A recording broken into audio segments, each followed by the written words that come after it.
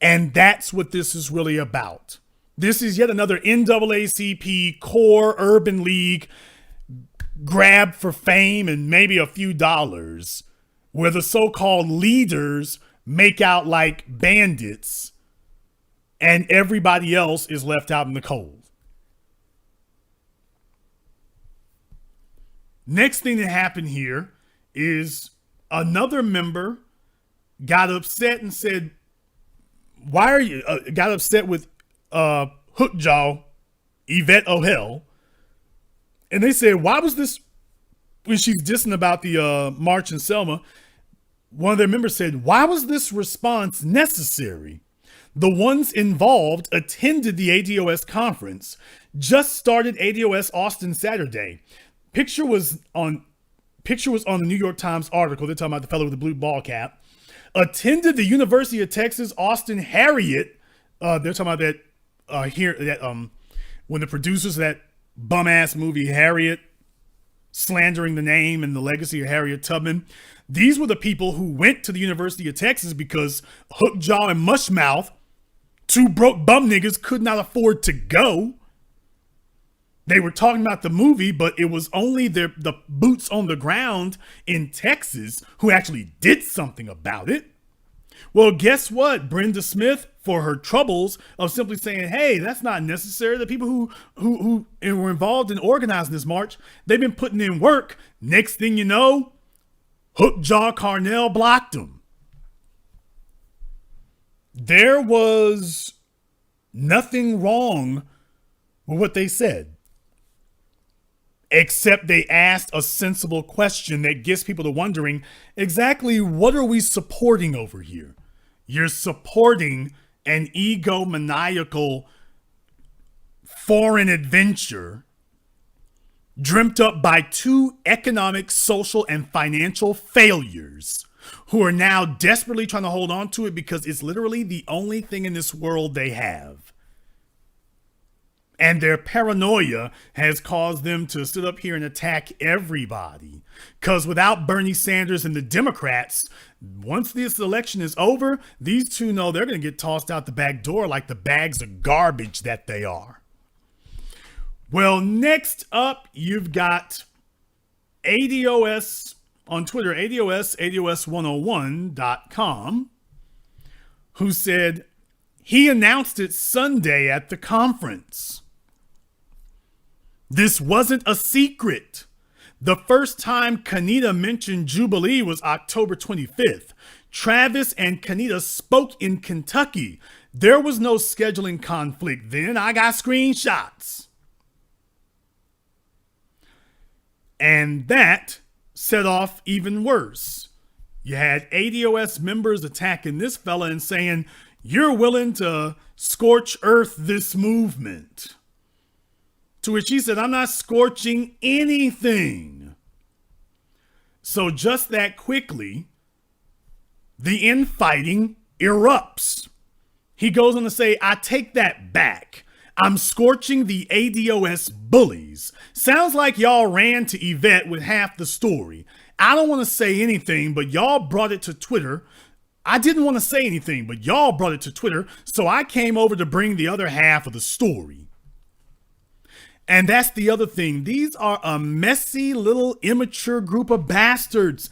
You have an organization that doesn't believe in handling anything among themselves. They are composed of this millennial obsession that they don't talk to each other.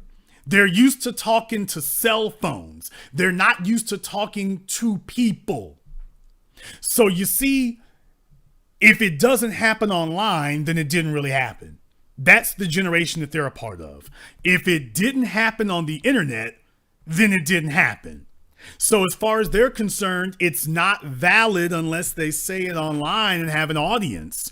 Nobody handles things like adults and talks to each other. But then again, when you are led by two outrageously immature personalities, Hookjaw and Mushmouth, the twin duo of dumb, then next thing you know, everything becomes sloppy and messy. These two's personal lives are sloppy and messy, and this is what they project to the world. It's all they have to offer. So Hookjaw comes up and says, one thing I know for sure is that starting at 19 minutes, this is awful in several ways. So much fence straddling and ADOS shade disguised as black togetherness. So rather than contact this person privately, Stevette O'Hell decides to sit up here and take it public because there was an audience and it was an opportunity to say something publicly, because otherwise they don't have anything to say to people. So they don't talk about black empowerment, and certainly not about descendants of slaves. Everything is about this childishness. So ADOS101.com responds, now listen to this and tell me if this sounds familiar to what Lenevia said. Y'all must think ADOS merch is flying off the shelf. I guarantee you that it's actually more profitable to not even be bothered with it.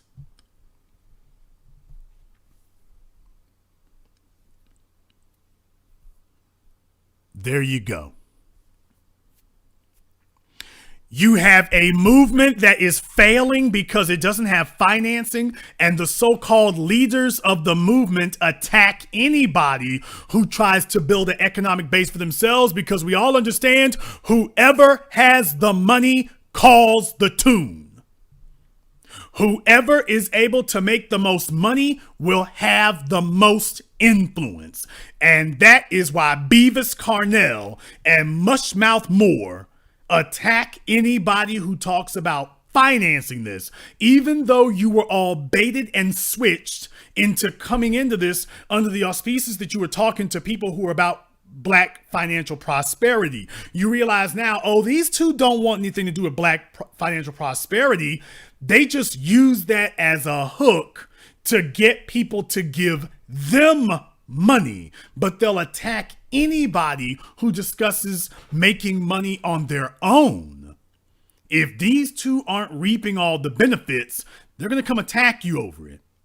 This is about enriching Mushmouth Moore and Beavis Carnell. This is not about the members of ADOS, and certainly is not about black people as a group or descendants of slaves as a lineage.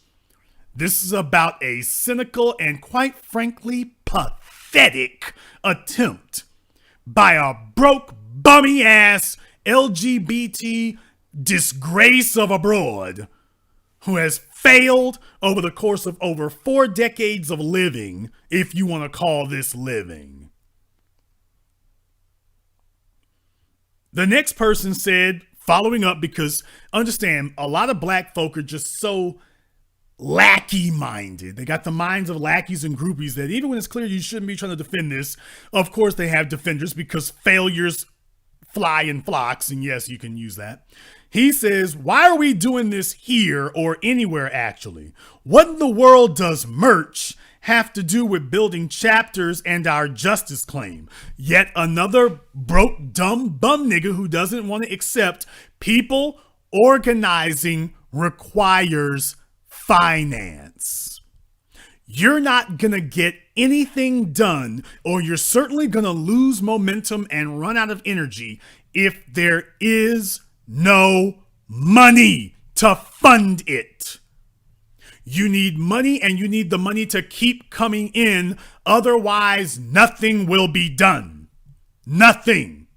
You have to be able to keep up a steady drumbeat, and to get a national organization going, you're gonna need financing. And apparently, Hookjaw and Mushmouth think that they're gonna get George Soros to pay for everything. So this isn't just Hookjaw, this is their sycophantic, ignorant, dead-end supporters following up and saying, why do we need money? This is like talking to 2-year-olds. It's not like talking to adults. Your movement, everybody at the local level understands we can't get nothing done if we're not money. What are we going to do? Just meet every damn month at the damn public library? But that's not what Hookjaw and Mushmouth want. They don't want you meeting at the library. That's not what they want. So they are disturbed that you would do this without them. They don't want anyone meeting without them. They want to be the ones to organize the meetings. They want to be the ones to create the merchandise. They want to be the ones to make money off of it, to make headlines off of it, to get attention off of it, to try to negotiate for speaker fees. They want to be the ones to capitalize on this. So you all getting together at the public library or anywhere else is a threat to them. Because if you're organizing meetings on your own, then you have just delegitimized any rationale for coming and seeing these two tongue-tied squawking idiots. Nobody wants to hear these two mewling magpies. And if you start organizing people at the local level in groups, all of a sudden, you've got a Malcolm X to their Elijah Muhammad. Now, ADOS 101 goes on to say, unchecked petty is what got us here. They drug relentlessly him in front of a group of other ADOS organizers for raising money for the work he puts in.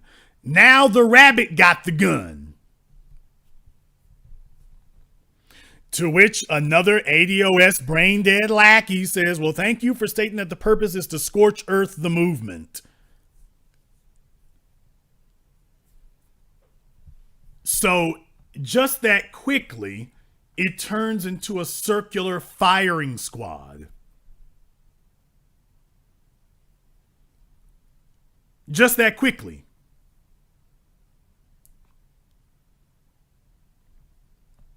People, this isn't me, this is them on Twitter. Not behind closed doors, but remember, team reflects leadership. If you're led by a couple of gossipy, whiny, immature, ballin' bastards, then you're going to respond the way leadership has conditioned you to respond. There is no discipline here. This is a group devoid of discipline. There is none. It's anarchy. It's a schoolyard lunchroom food fight.